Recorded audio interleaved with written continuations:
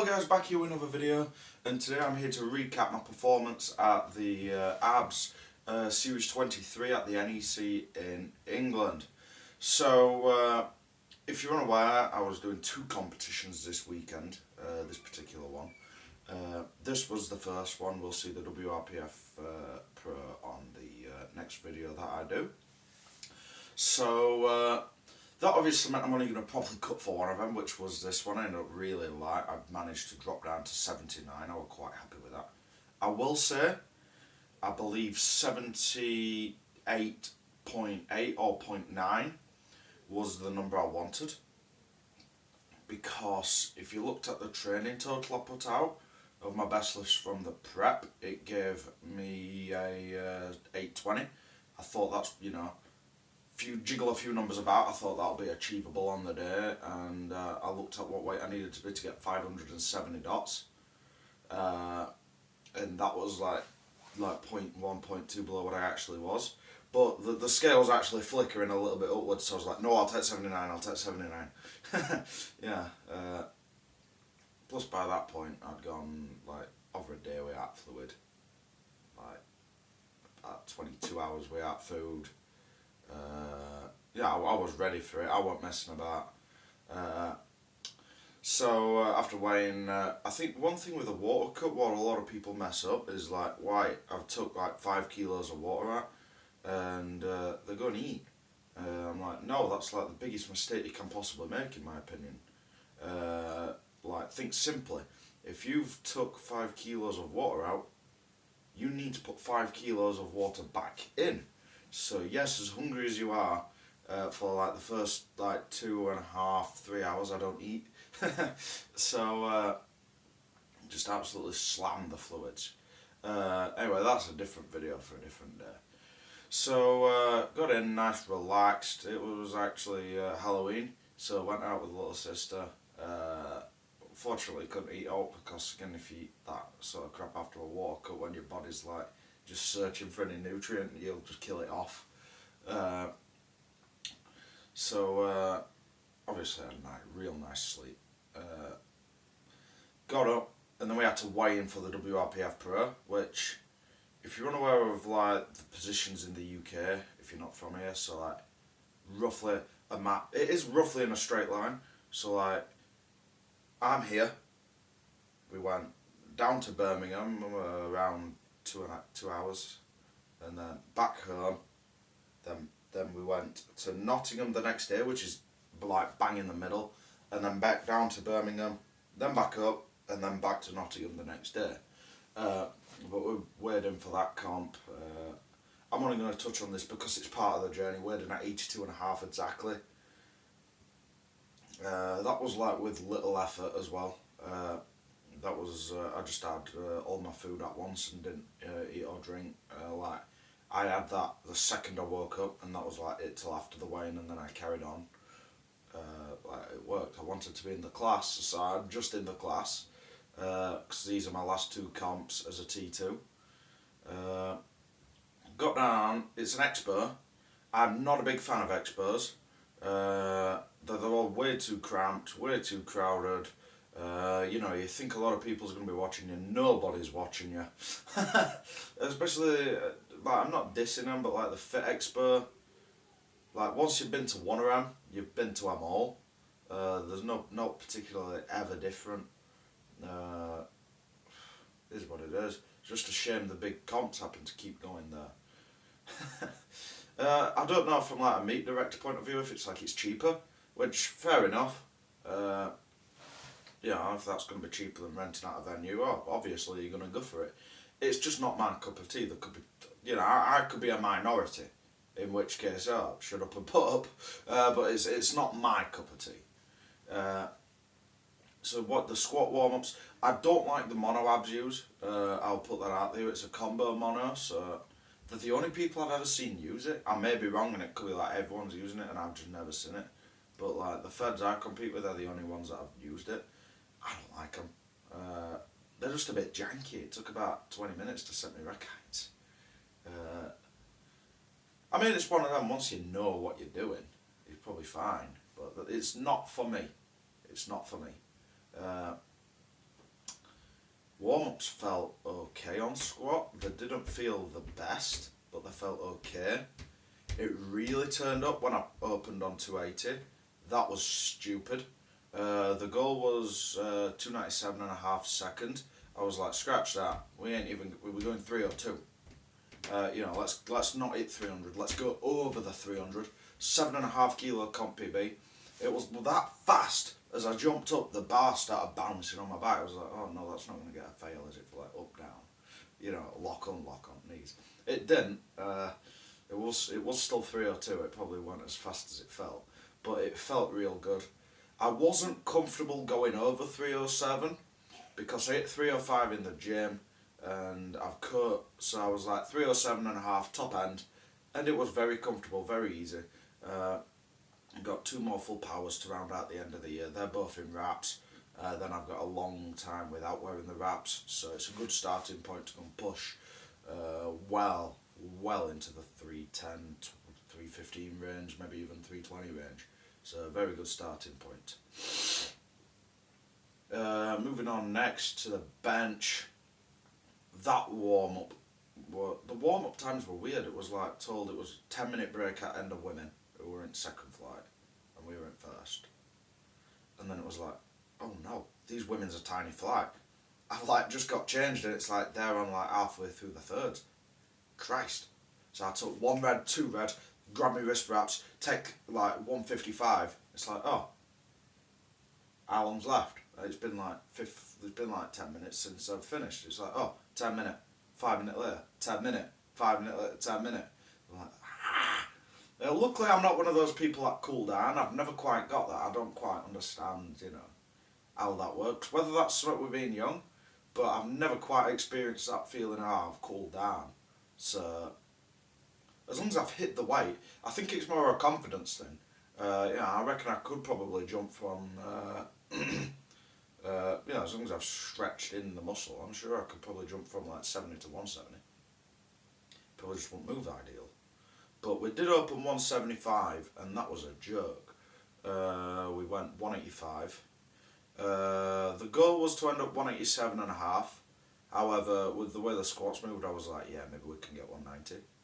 185 came a bit heavy, so we took 187 and a half, and that was the right call.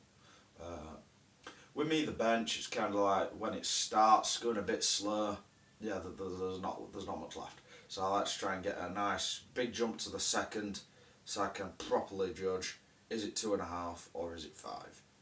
That way, we know what we're getting ourselves into. And then the deadlifts came around. We knew what we needed for a 570 dots. It was going to be 2.5 deadlift PB. Warm-ups didn't feel good. If you know me, I'm not a fan of a Cerberus deadlift bar. I think they're the worst ones in the game, which is kind of cool considering what I did pull, what could I have pulled. But we took it. We took the opener 295. That moved better than any of my warm-ups. The warm-ups just felt heavy. We jumped 317 and a half, which like annihilated the total PB. I think like the opening pull gave us like a big total PB. And then the third pull, which we were in close competition with like the Turkish guy there, it was like, wow, this is pretty close. The third pull, with the way the dots worked, it was like if I took 322 and a half, it'd mean he needed to pull 395. But if I took 325, it just flipped out perfect, so we need to go 400.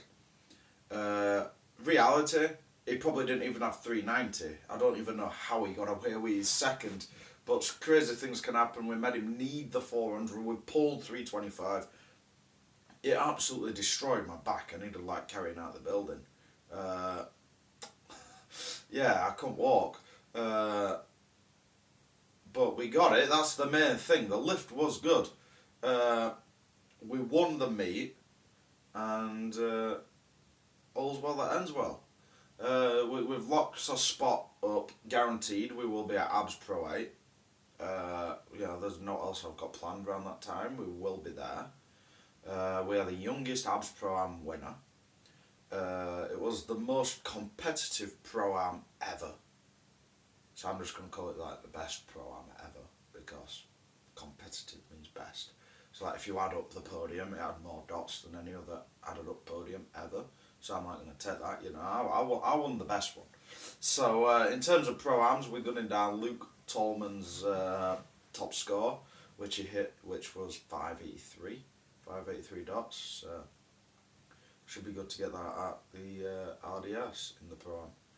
Well, that about wraps it up. I am actually going to play all 9 attempts because the atmosphere in the building was like electric. So I've yet to watch them. I haven't watched them. I probably won't even watch them. I'll find a way to like put them on without even double checking. So they could be wrong. Sorry if they are in the wrong order. You will be able to hear from the mic guy.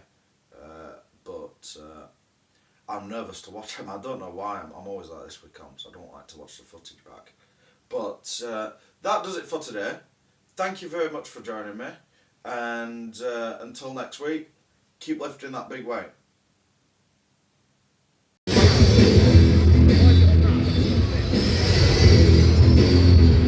The strongest teenager in the world right here, Gregory Boyle Pearson. Recently defeated Fulton Frank.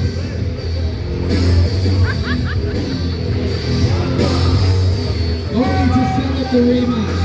Let's go, ball loaded.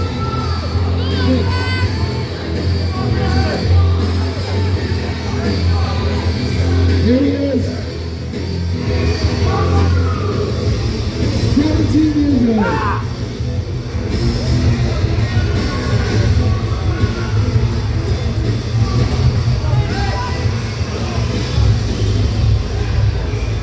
It's the whole easy opening. And I'll say you open light, finish heavy.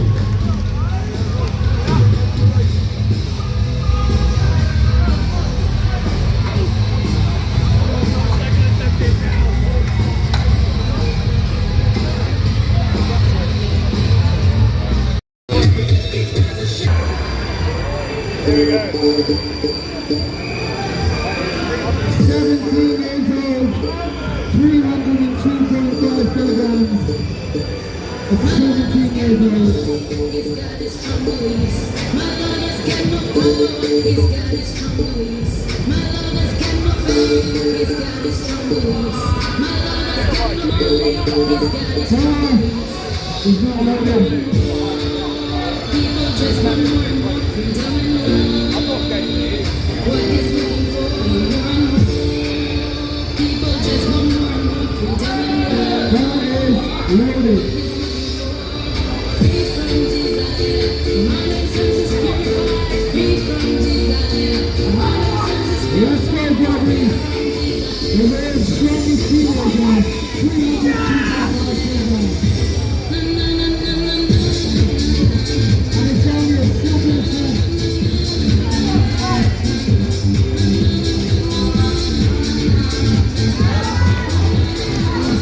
Easy shot. And he looks so beautiful.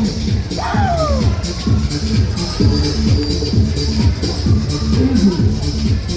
Alright, we're gonna go 315. 315 kilos.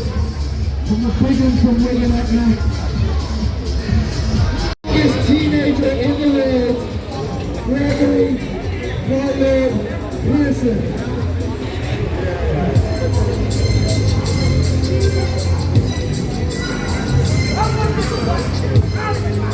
Gregory the gangster Pearson, coming to take all the hits, all the big boys. He's going to school on Monday, the sports on Saturday.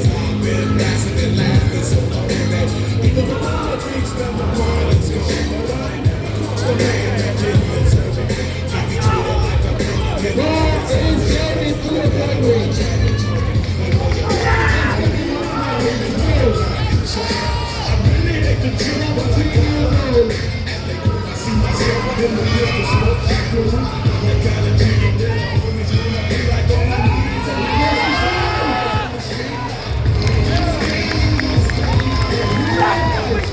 That's a fact!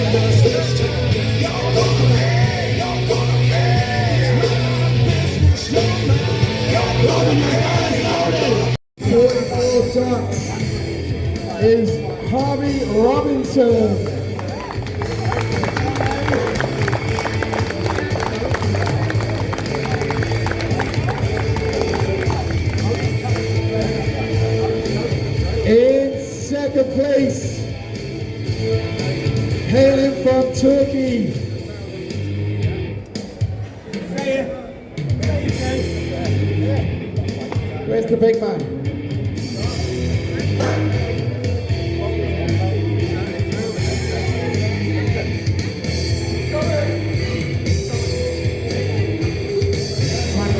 turkey and then teeth them.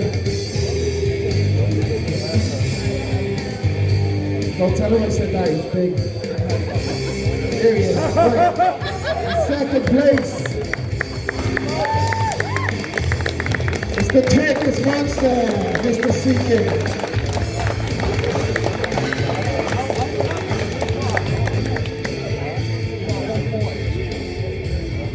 And needing no introduction, the world over, he's the notorious teenager, the bold boy himself, with a massive 5'6'9", got Gregory Barlow Pearson.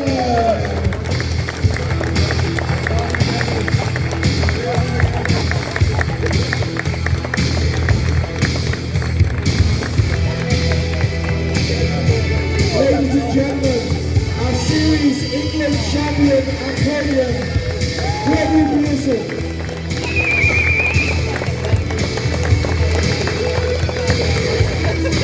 Anything to say, Fred? Alright, well then let's just step behind. We're going to move on to the lovely ladies.